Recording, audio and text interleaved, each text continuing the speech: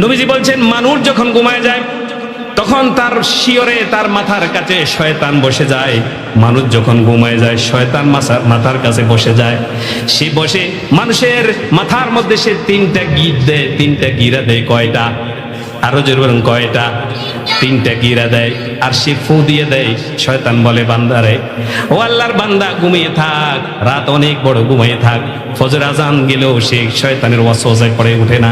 নবীজি বলেন আল্লাহর কোন বান্দা যদি সকালবেলা ঘুম থেকে উঠে জাগ্রত হয়, আমি রবের নাম কেউ যদি স্মরণ করে, আল্লাহ রব্বুল আলামিন স্মরণ করার কারণে শয়তানের দেওয়া একটা গিট আল্লাহ রব্বুল আলামিন খুলে দেন। সুবহানাল্লাহ। কোন ঘুম থেকে উঠলে একটা দোয়া আছে, আলহামদুলিল্লাহিল্লাযী আহইয়ানা বা'দা মা আমাতানা ওয়া ইলাইহিন নুশুর। এটা বড় আর কি, আপনি এইটুকু পড়বেন, আলহামদুলিল্লাহ।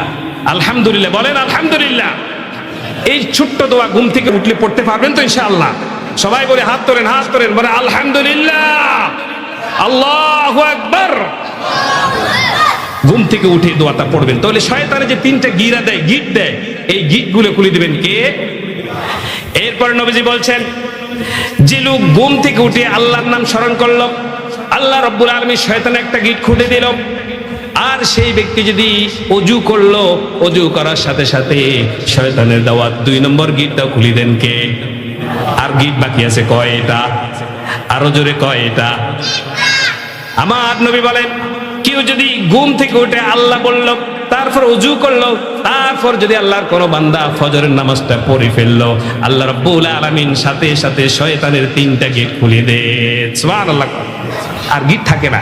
তখন ওই ব্যক্তি আনন্দ প্রফুল্ল মন নিয়ে দিনের কাজ শুরু করে। তার মধ্যে ভালো লাগে, শান্তি লাগে, আজকে দিনটা ভালো যাচ্ছে।